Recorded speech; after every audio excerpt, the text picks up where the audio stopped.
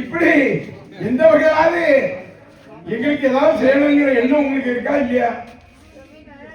எங்க தலைவர் உங்களுக்கு 1000 ரூபாய் கொடுத்ததா இல்லையா? 2000 தரேன்னு சொன்னாரு, 2000 தரேன்னு சொன்னாரு, தர முடிஞ்சுட்டா? இங்க இருந்து சென்னை வரையும் பஸ் விடுவேன்னு சொன்னாரு, விட முடிஞ்சா? இப்படி மக்களை ஏமாற்றி மக்களை ஏமாற்றுவது மட்டுமில்லாமல் மக்களுக்கு எதுவும் செய்யாமல் இன்னைக்கு அந்த மக்களை அவருக்கு ஓட்டு போட்டிருக்காருன்னா எவ்வளவு ஏமாற்றம் தமிழகத்தில் ஏமாற்றி இருக்கின்றார் என்பதை நான் இங்க எடுத்து சொல்ல கடமைப்பட்டிருக்கேன். நீங்க கேட்டிருக்கீங்க கோரிக்கை, இந்த பட்டா கேட்டிருக்காங்க, பட்டா என்னன்னு கேட்போம். எப்படின்னா ஆத்து இதுல ஓரத்துல பட்டா கொடுக்க கூடாது என்பதற்காக சட்டம் இருக்கு. ஆனால் ஏற்கனவே கொடுத்திருந்தார்கள் என்று சொன்னால் அதை பார்த்து செய்யணும். இப்போ இன்னைக்கு ஒரு சமுதாய நலக்கூடம்னு மரியாதைக்குரிய ஜெகதீசனை சொன்னாப்புல கோரிக்கை, அதுவும் உண்டு.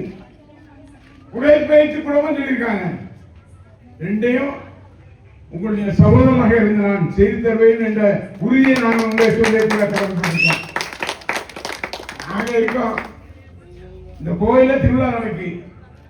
இந்த கோயில்ல திருவிழா நடக்கும் சொன்னா எந்தவித இளைஞர் இல்லாமல் திருவிழா நடக்க வேண்டும் என்று நினைக்கின்ற வகையிலே நாங்கள் என்னென்னும் இருந்திருக்கின்றோம் என்று சொன்னா குரங்குல நீங்க எங்களுக்கு ஓட்டு போட்டுக்கணும். நீங்க பிஜேபி போட்டா பிஜேபி ஜெயிக்க போதா? என்ன இதுன்னே தெரியலையே. நாங்க உங்களை ஏமாத்திட்டோமா? அதான் கேட்கணும், நேர கேட்கணுங்கிறக்கா தான் வந்தோம். அந்த வகையில இங்க இருந்து நீங்க மெட்ராஸ்க்கு பஸ் போக முடியுமா? பஸ்ல எந்த பஸ்ல வேணாலும் ஏறலாங்கிற திட்டத்தை கொண்டு வந்தவர் யாரு? நம்முடைய அண்ணன் மு.க. ஸ்டாலின் அவர்கள் கொண்டு வந்திருக்காரு.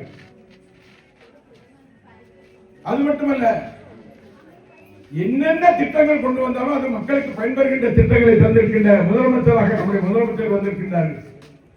இன்னைக்கு சில பேர் விசிலுக்கு ஓட்டு போட்டிருப்பீங்க, அதனால கொஞ்சம் முடிச்சுக்கிட்டே இருப்பீங்க.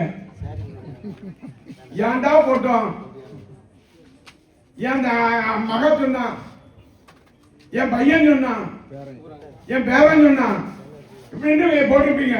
ஆனா போட்டா என்ன பிரயோஜனம்? அவர் இந்த நாட்டுக்கு என்ன செய்திருக்காரு?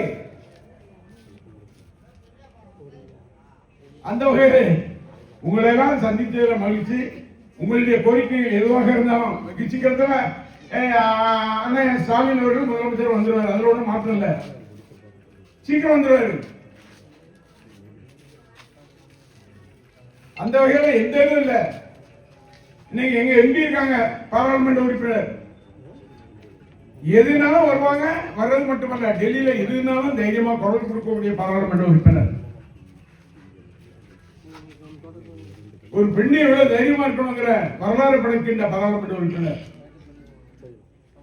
அந்த வகையிலே எங்களுக்கு இது இப்பதான் போனதுல ஏமாத்துறீங்க, இனிமே ஏமாத்தாம வருகிற காலத்திலாவது எங்களுக்கு உங்களுடைய ஆதரவை தர வேண்டும் தர வேண்டும் தர வேண்டும் என்ற வேண்டுகோளை வைக்கின்ற வகையிலே வருகின்றது. யார் நன்மை செய்வா, யாரை இது பண்ணுவா, யாரை வீட்டில் போய் தட்டல அப்படிங்கிற உரிமையோட நீங்க தட்டக்கூடிய வகையில இருக்கக்கூடிய நாங்கள்.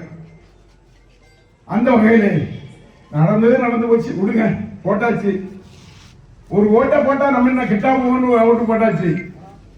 ஒரு ஓட்டை போட்டா இன்னும் கிட்டா போகணும் போட்டாச்சு. இனிமே அப்படி செய்யாதுங்க. வர இருக்கிற காலத்தில் திராவிட முன்னேற்ற கழகத்தின் கூட்டணி வெற்றி பெறுகின்ற வகையிலே நீங்கள் ஆதரவு தர வேண்டும் என்ற வேண்டுகோளை வைத்து அண்ணன் வச்ச கோரிக்கையெல்லாம் நிறைவேற்றி தரோம். பையங்க வச்ச கோரிக்கையெல்லாம் இந்த ஜிம்மை பண்ணி கொடுத்தோம். வேற என்னதியா, இந்த பூத்து 1ஆம் நம்பர் பூத்து. இந்த 1ஆம் நம்பர் பூத்துல எங்களை அடிச்சுட்டா நாங்க என்ன பண்ணுவோம்?